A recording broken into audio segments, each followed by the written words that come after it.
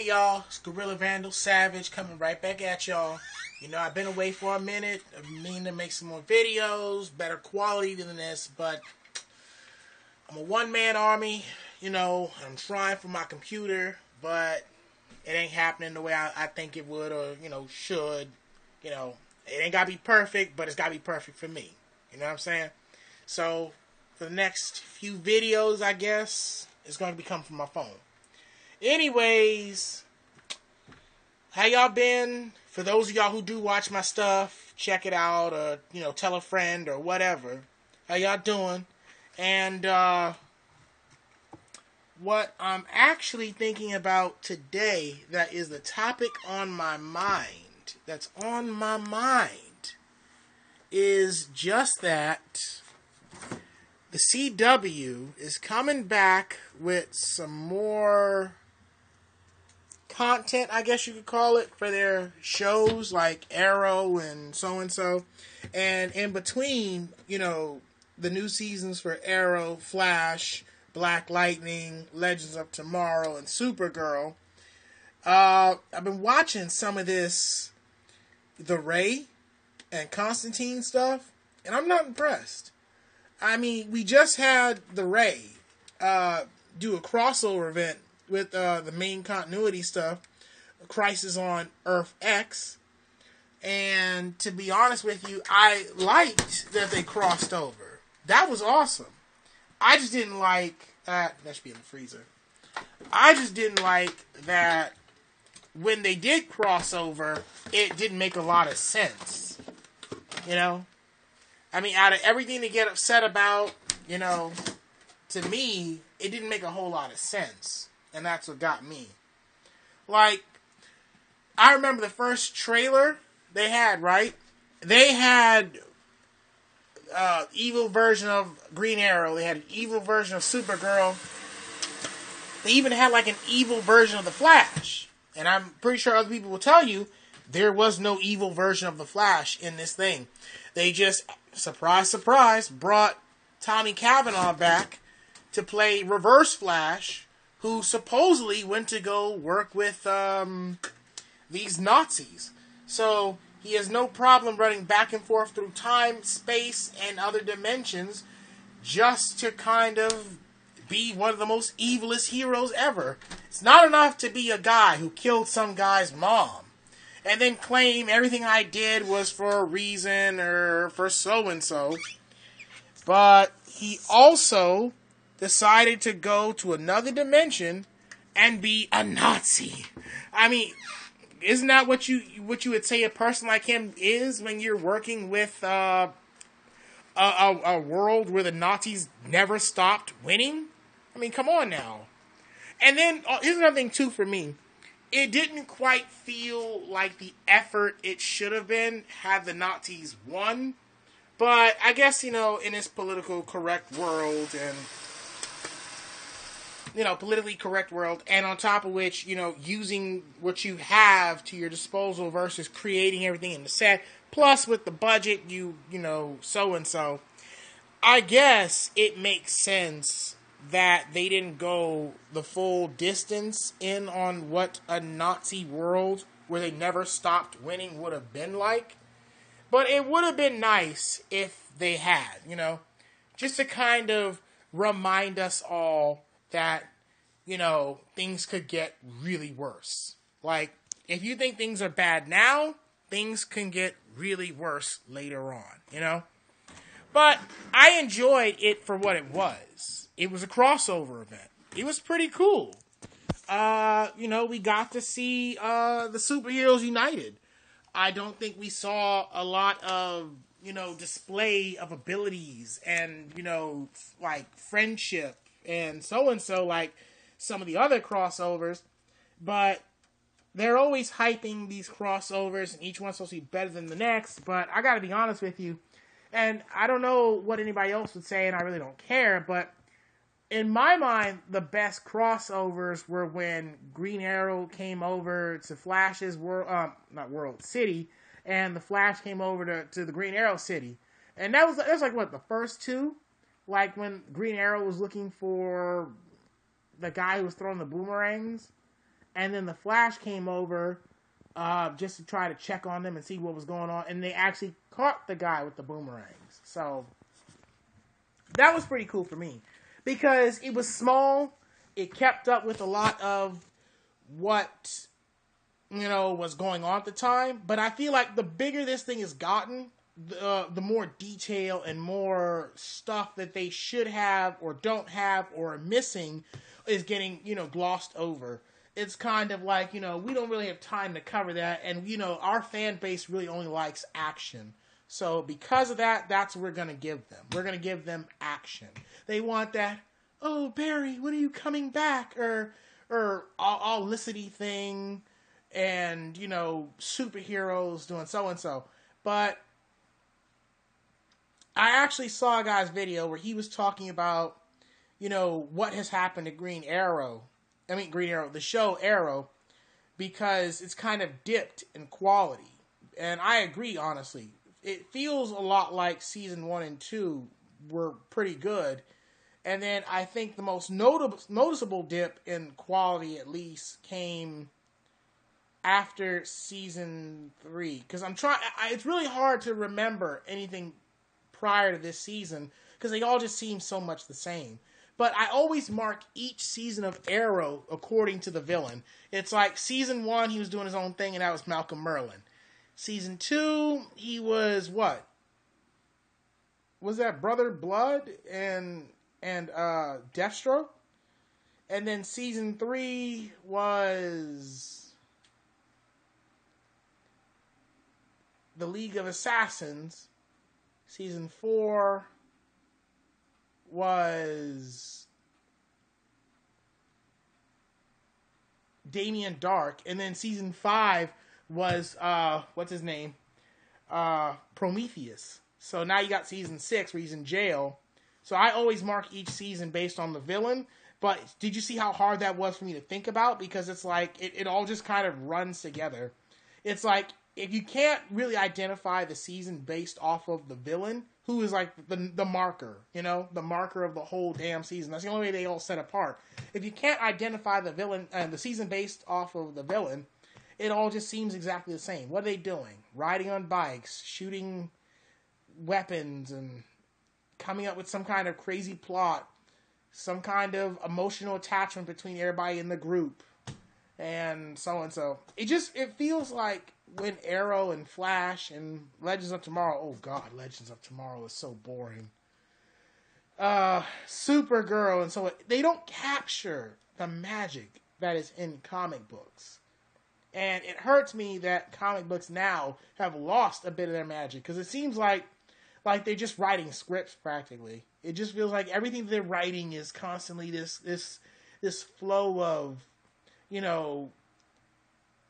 it's like a script almost, like drama, action, unexpected plots, like people showing up who you didn't expect there to be and stuff, It really feels like they're really writing a script and saying, this is what you guys should go with.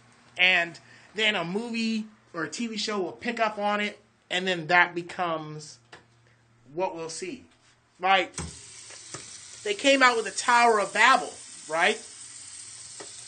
And then they came out with the movie, what was it called? Justice League Doom, where it adapted the Tower of Babel and used it in movie format. It wasn't exactly the same because there weren't all the characters that were there, but it was pretty much the same. They had just adapted it, and I'm not going to get into the whole industry and and that's the business thing, that anybody could say, really. I'm just going to say that I'm a little disappointed. And I know some people, that's just like, well, that's your opinion and you're the only one who's disappointed. And maybe I am the only one because I'm the only one speaking about it here on this video. But I just think that fans who are so critical need to kind of stand up and give these, I'm going to call them content makers, really, because that's really what it all boils down to. This is just really content. They need to give these content makers who are coming out with Arrow and Flash and so a a real challenge. They need to ask them the tough questions. They really need to be like, how much longer do you think you can keep creating episodes that are exactly the same for all of your properties? Arrow, constantly riding a motorcycle, shooting an arrow, having a problem with somebody in the crew, revisiting his past or something. Because it took them 4 seasons practically of flashbacks of Oliver Queen's nonsense on the island, on a barge, off the island, and in Hong Kong, back on the island. And I'm just like, oh my gosh, when are we going to be done with this effing island? But they brought it back towards the end of season 6, where you had, no, not season 6. I was going to say the Prometheus season. They brought it back during the Prometheus season, where they all had this big fight out on the island, which was really great for me because Slade Wilson and the whole team came together, and I was like, oh shit, OG team, back at the scene. You know what I'm saying? Back at the fucking scene. But people really need to ask them these questions like, how much longer do you think you can keep coming up with episodes where you just have the Green Arrow riding a motorcycle, shooting arrows, getting in the conflicts with people? Or for the Flash, running around, getting into conflicts with people, not even taking full advantage of Wally West, or, the team dynamic. Because they had that one scene in the thing where it's like, Barry, you're not the Flash. We are the Flash. How can a team be the Flash? Your team Flash, based off of your main guy, who is the Flash. The whole Central City thing, they're not going to notice Team Flash. They're only going to notice the Flash. The main man that runs through in this streak of lightning. And okay, maybe you'll get lucky and have the whole world kind of recognize Kid Flash or Jesse Quick, because they're exactly the exact same thing. They're people who are running around, streaks of lightning behind them. That's what it is. So, I just felt like that was a useless big reveal or moment or whatever you want to call it. And then Legends of Tomorrow, everything with them is so stupid. It's just like, what purpose do they really serve? They just go forward and backwards into time and just get in a fight with nobody. It's like they're picking fights for no reason.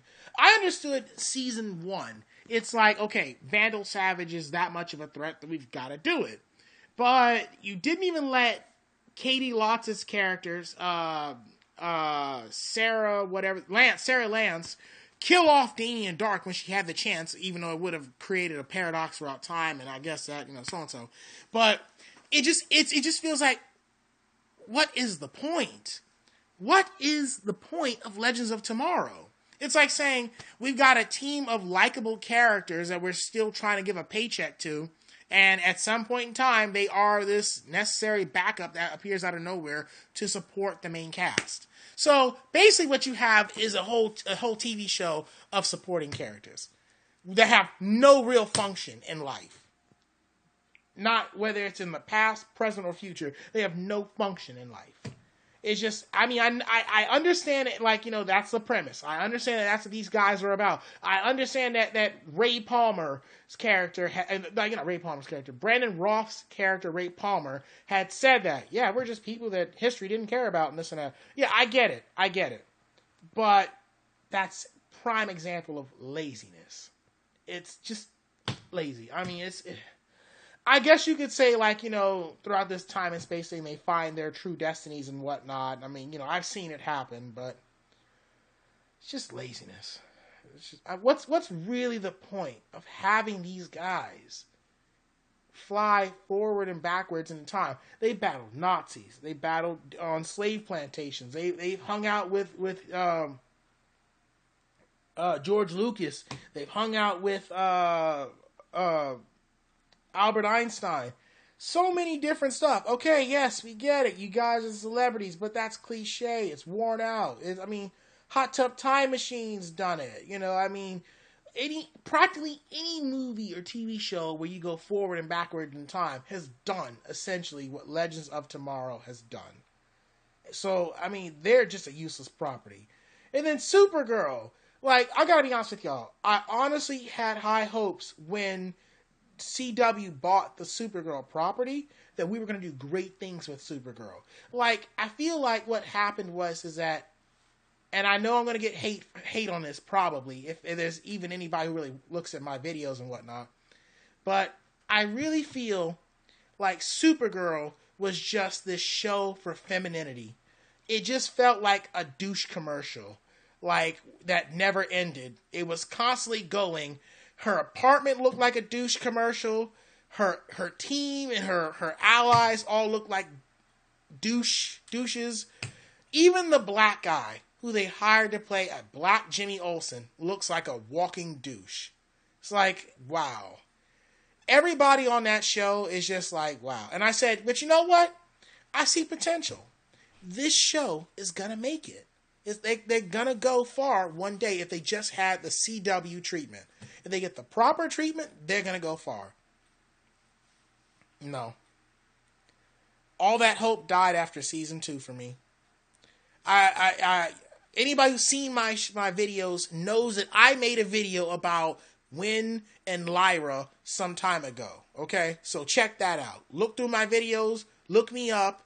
Gorilla Vandal Savage talked about Lyra and Winn. And I'm hella disappointed they didn't do anything with that. Even now, they're talking about the character who plays... The guy who plays Winn is talking about taking time away from the show. So, do like I said, bro. I mean, you don't have to do like I said. I'm not trying to be a dictator here, but do like I said. You know, say, Winn's going home. Where's home? Home is with him and Lyra and their baby. You know, this is why Lyra's been missing. She was pregnant with his kid for an unamount of time, or she's been watching the kid and so and so, and now he's going home to be with his kid. That explains the whole thing. Whole thing. Then guess what? Now you got your little fan base back for love and shit right there. Because now Lyra, Winn, they're back in action. Full swing. And this would give you a chance to really focus on what's going on with the Guardian persona away from Winn. Because you had a two-parter there. You had Winn and Jimmy Olsen. They were the Guardian team. What do you do when the guy who plays Guardian wants to give it all up for not Laura. What was her name? Lena Luthor. And Winn goes home to his wife and kid. What do you do? What do you do? Figure that out. That's a whole story angle right there. And then, of course, you got the whole Jimmy Olsen and Lena Luthor thing. That's a story angle. You kept Mon-El, who's still in effect, and then I did read somewhere they were talking about bringing back the guy who plays Brainiac, even though I'm going to give you my opinion. This is Gorilla Vandal Savage's personal opinion. I hate the guy they hired to play Brainiac. He looks terrible. He doesn't look like a good fit. He didn't even come in a futuristic outfit. I mean, he just wore black the entire time. And then he leaned in to try to kiss Winn, which suggests to me that either he's gay, bi, or whatever, which I don't have a problem with. I mean, if that's what his character is, that's his character is. Because their whole show is just about coming out and femininity and stuff. So for them to make everybody gay or bi or you know, something like that, it doesn't bother me. I mean, I knew what I was signing on for when I watched the show from the get-go, you know? And then when they rolled it over to CW. So I knew what I was coming for. I just wish that not every character was made into this gay or trans or whatever. Because I heard they're talking about bringing a trans character in. They used Martian Manhunter as a trans character practically. Because how many times he played Supergirl? Like, you know, she wasn't there. He filled in for her once or twice. You know, I've seen him play a little kid. I've seen him play a woman. I mean, they use him as a trans character to transition between genders and age and whatnot. I mean, they're using him for so much less than what he could be used. I think the best use of a telepath I've ever seen in all of comic book, like, you know, adapted stuff was Young Justice. They used Miss Martian's abilities to the fullest. Like, she was a communications for the team. She fixed the memory gaps that they had in that one desert episode. It was truly the best way to use a psychic. But I haven't seen anything that great in a long time. It's like even the Justice League TV series, like, from Cartoon Network from back in the day before it became Justice League Unlimited, didn't use his Martian abilities like the most. If I was on a team and I had a psychic who could relay my thoughts to somebody else, or lift me up with his or her telekinesis, shit, we be doing that all the time. You know what I'm saying? Like, bro, maybe go like an airplane or whatever. All that stuff. But they don't use that anywhere else. Young Justice was the only show that I know of, at least, that adapted a telepath's powers correctly. Not even X-Men, and I'm talking about the old 90s X-Men, not even they did it properly. The closest they ever did, you know what happened? It's like Professor Xavier or Jean Grey, at the X Mansion being like, Scott, so-and-so is happening. You must, oh! And I'm just like, this is what you do? You keep your telepaths at the mansion? You're too good to be out in the field with us? And then, of course, Cerebro always, the feedback, knocks Professor Xavier out of the thing. He did have that one thing where Lilandra was speaking to him, so that was pretty cool. There was that one time where Jean became the Phoenix and, so-and-so, but none of that had anything to really do with the improvement of using a psychic as part of the team. You had 2 psychics on that team. Not to mention from the comic books, you had more than them. I mean, the Stepford Cuckoos, Emma Frost, Psylocke. Prominent psychics right there. Never used in the X-Men series. But that's to be expected when the show got canceled after a couple of like 2 or 3 seasons, I guess. I don't know. I just want more for comics. I want more for comics. Like, I waited, that line from Black Panther where Eric Killmonger says, I've waited my entire life for this. I waited my entire life as a comic book person for them to adapt comic books into movies and shows and take them more seriously than they have been taken. And I know progress is a slow process, but I'm not blown away by what I'm seeing. Black Panther was nice. Yeah, okay. Hand clap. Yeah. Age of Ultron.